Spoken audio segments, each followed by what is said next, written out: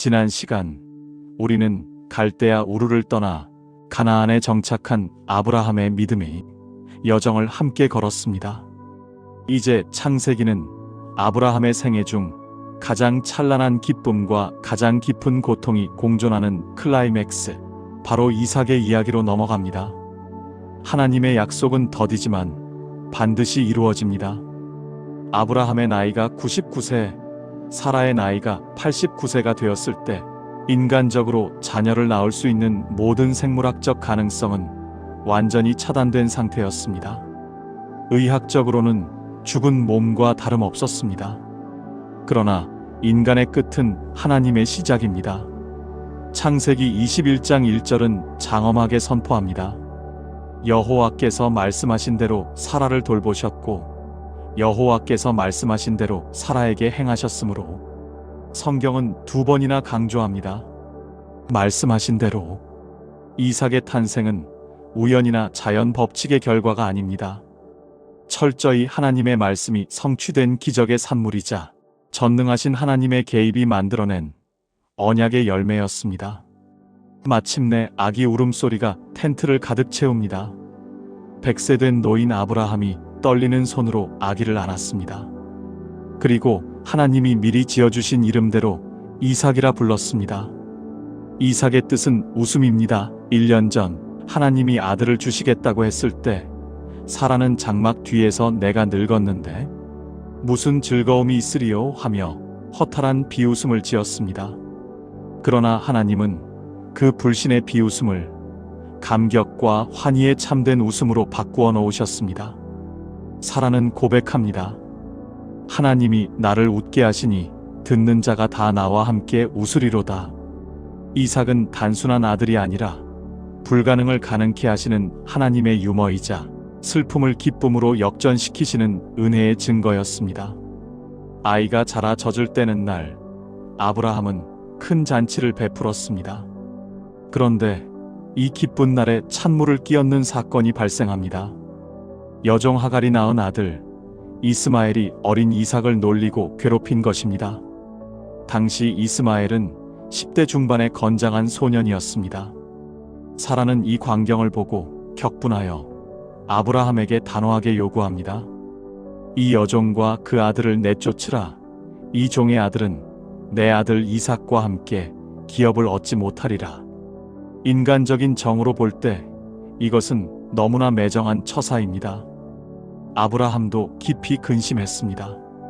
이스마엘도 10수년을 키운 자신의 피를 나눈 아들이었기 때문입니다. 그러나 하나님의 판단은 냉정했습니다.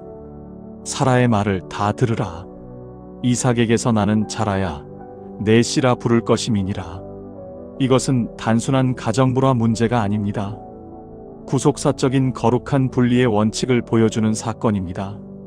하나님은 인간의 노력과 잔머리로 낳은 육체의 자녀와 하나님의 약속과 능력으로 낳은 약속의 자녀가 함께 섞이는 것을 허락하지 않으십니다. 구원은 오직 약속을 따라 난 자를 통해 계승되어야 하기 때문입니다.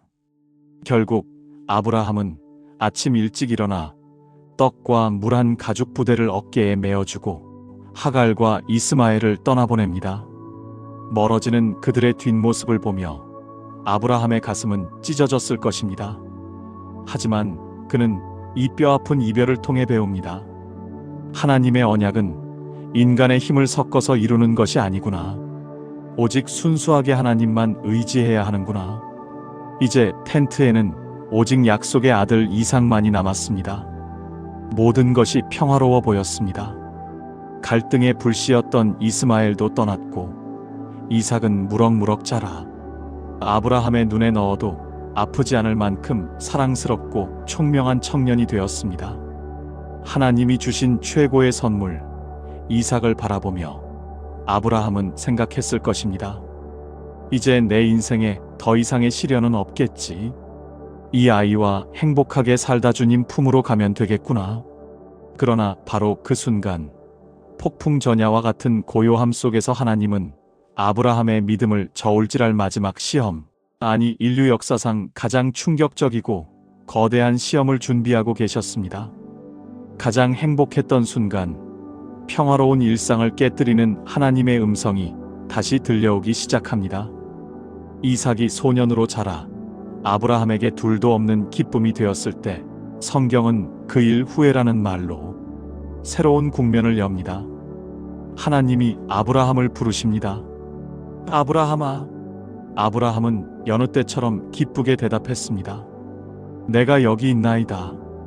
그러나 이어지는 하나님의 명령은 그의 귀를 의심케 하는 마른 하늘의 날벼락 같은 소리였습니다. 내 아들 내 사랑하는 독자 이삭을 데리고 모리아 땅으로 가서 그를 번제로 드리라. 이것은 단순히 아들을 바치라는 명령이 아닙니다. 하나님은 내 아들, 내 사랑하는 독자 이삭이라고 또박또박 지칭하시며 그 아이가 아브라함에게 어떤 존재인지 확인사살하듯 언급하십니다. 더 충격적인 것은 제사 방법입니다.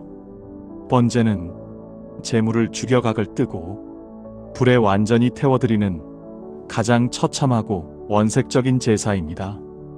이 명령은 도무지 말이 되지 않습니다. 첫째, 윤리적으로 모순입니다. 인신제사는 가나안의 악한 풍습인데 거룩하신 하나님이 그것을 요구하신다니요?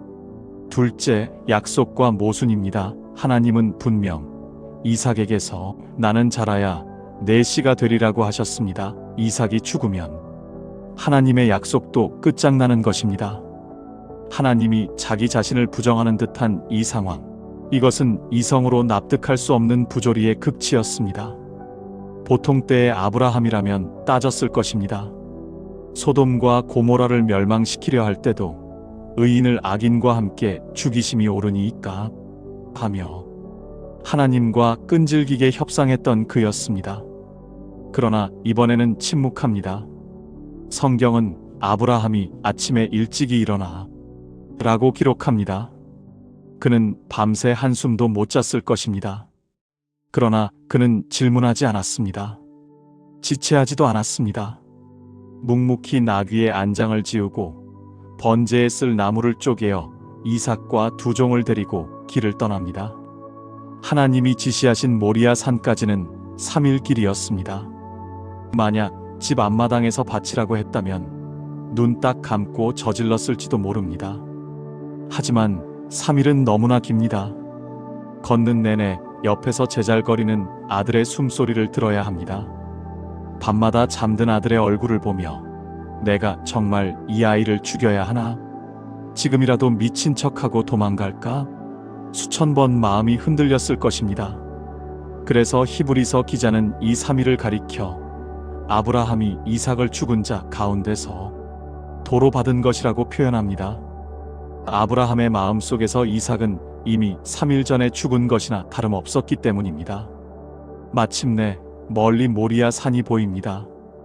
이때 아브라함은 종들에게 아주 중요한 말을 남깁니다.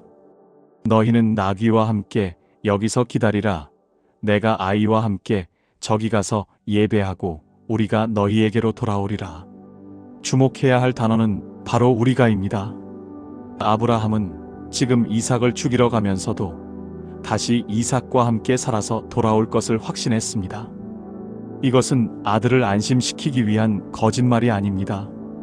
그는 하나님이 약속을 지키기 위해서는 설령 내가 이삭을 죽여 죄로 만들지라도 하나님이 능히 이삭을 죽은 자 가운데서 다시 살리실 줄 믿었던 것입니다.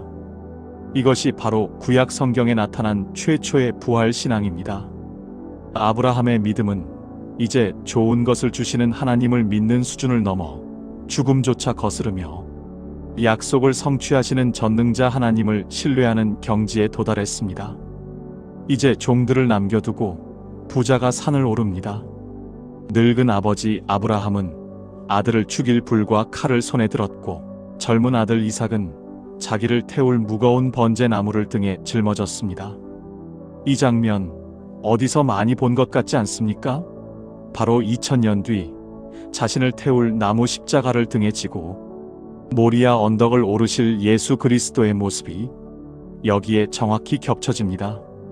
침묵을 깨고 이삭이 묻습니다. 내 아버지여, 불과 나무는 있거니와 번제할 어린 양은 어디 있나이까? 아버지의 가슴을 후벼 파는 질문입니다. 아브라함은 떨리는 목소리를 감추며 대답합니다. 내 아들아, 번제할 어린 양은 하나님이 자기를 위하여 친히 준비하시리라. 이 대답은 아들을 안심시키기 위한 임기응변이 아니었습니다.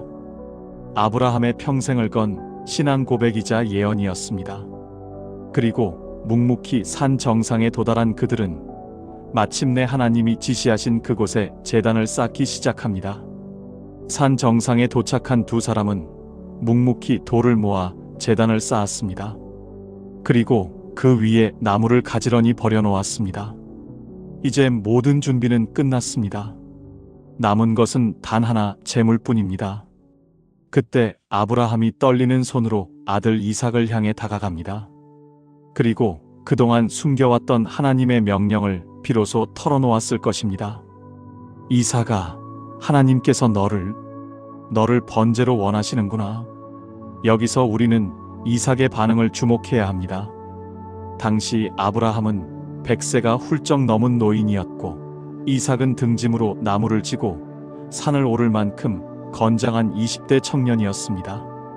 힘으로만 따지면 이삭이 늙은 아버지를 뿌리치고 얼마든지 도망칠 수 있었습니다. 그러나 성경 어디에도 이삭이 반항하거나 도망쳤다는 기록이 없습니다. 그는 묵묵히 아버지의 뜻에 따릅니다. 아브라함이 이삭을 묶을 때 이삭은 스스로 손을 내밀어 묶임을 당했을 것입니다. 이것은 아브라함의 믿음만큼이나 위대한 이삭의 순종입니다. 겟세만의 동산에서 나의 원대로 마시옵고 아버지의 원대로 하옵소서라며 죽기까지 복종하셨던 예수 그리스도의 모습이 이 청년 이삭에게서 그대로 투영되고 있습니다. 아브라함은 아들을 결박하여 나무 제단 위에 올려놓습니다. 그리고 손을 내밀어 칼을 잡습니다. 흉내만 내는 것이 아닙니다. 아브라함의 근육은 긴장으로 터질 듯했고 그의 눈은 결의에 차 있었습니다. 그는 정말로 아들의 심장을 향해 칼을 내리꽂으려 했습니다. 하나님을 향한 경외심이 자식에 대한 본능적인 사랑을 압도해버린 인간의 이성으로는 설명 불가능한 절대 순종의 순간이었습니다. 바로 그 찰나 하늘이 다급해졌습니다. 아브라함아, 아브라함아. 하나님의 사자가 하늘에서부터 그를 급하게 부르십니다. 마치 하나님이 아브라함의 손을 잡고 말리시는 듯한 긴박함이 느껴집니다. 그 아이에게 내 손을 대지 말라. 그에게 아무 일도 하지 말라. 내가 내 아들 내 독자까지도 내게 아끼지 아니하였으니 내가 이제야 내가 하나님을 경외하는 줄을 아노라. 내가 이제야 아노라. 전지전능하신 하나님이 아브라함의 믿음을 모르셨을까요? 아닙니다. 이것은 지식의 문제가 아니라 증명의 문제입니다. 하나님은 아브라함이 마음으로만 믿는 것이 아니라 가장 소중한 것을 포기하는 행동을 통해 그 믿음이 진짜임을 역사 속에 확증하고 싶으셨던 것입니다. 아브라함은 시험에 합격했습니다. 그는 하나님을 사랑한다고 말만 한 것이 아니라 자신의 전부인 이삭보다 하나님을 더 사랑함을 증명해 보였습니다. 아브라함이 안도의 숨을 내쉬며 눈을 들어보니 기적 같은 광경이 펼쳐져 있었습니다. 한 순양이 뒤에 있는데 뿔이 수풀에 걸려 꼼짝 못하고 있었던 것입니다. 아브라함은 즉시 그 순양을 가져다가 아들을 대신하여 번제로 드렸습니다. 이 장면은 복음의 핵심인 대속을 가장 완벽하게 보여줍니다. 죽어야 할 사람은 이삭이었습니다. 이미 제단 위에 묶였고 심판의 칼날 아래 놓여 있었습니다. 그러나 하나님이 예비하신 어린 양이 대신 죽음으로써 이삭은 피 한 방울 흘리지 않고 풀려납니다. 이삭은 제단 옆에 서서 자기를 대신해 불타오르는 그 양을 바라보며 무슨 생각을 했을까요? 저 양이 아니었으면 내가 저기서 타고 있었겠구나. 그는 평생 그 타오르는 불길과 양의 울음소리를 잊지 못했을 것입니다. 이삭이 죽어야 할 자리에서 죽은 그 순양, 그것은 바로 2000년 뒤 이 땅에 오셔서 죄인인 우리를 대신해 십자가에서 죽으실 하나님의 어린 양 예수 그리스도입니다. 놀라운 사실은 그 양의 뿔이 숯불, 즉 가시덤불에 걸려 있었다는 점입니다. 이것은 가시 면류관을 쓰시고 우리 대신 피 흘리신 예수님의 고난을 연상케 합니다. 아브라함은 그 땅의 이름을 여호와 이레라 불렀습니다. 여호와의 산에서 준비되리라. 사람들은 보통 여호와 이레를 하나님이 내 필요, 를 채워주신다는 뜻으로만 사용합니다. 하지만 이 이름의 진짜 의미는 훨씬 깊고 무겁습니다. 우리의 구원을 위해 가장 필요한 제물, 즉 당신의 아들을 하나님께서 친히 준비하신다는 뜻입니다. 아브라함은 아들을 바치려 했지만 하나님은 받지 않으셨습니다. 그러나 훗날 하나님은 당신의 아들 예수 그리스도를 이 모리아 산에서 내어주셨고 끝내 그 칼을 멈추지 않으셨습니다. 여호와 이레는 우리를 향한 하나님의 아픈 사랑의 다른 이름입니다. 이 사건 직후 하나님은 아브라함에게 다시 한번 언약을 맹세하십니다. 내가 이같이 행하여 내 아들 내 독자도 아끼지 아니하였은즉 내 씨가 그 대적의 성문을 차지하리라. 이 순종을 통해 아브라함의 믿음은 완성되었고 이제 구원의 약속은 흔들리지 않는 반석 위에 세워졌습니다.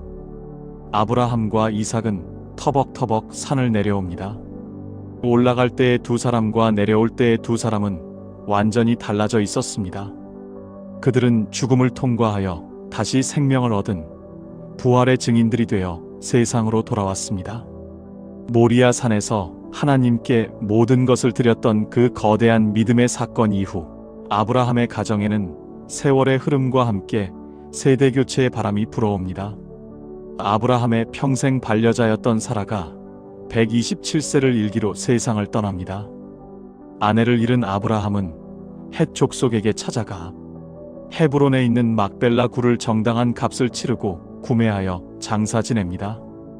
이것은 평생 나그네로 떠돌던 아브라함이 약속의 땅 가나안에서 법적 효력을 갖는 첫 번째 자기 소유의 땅을 확보한 역사적인 사건입니다.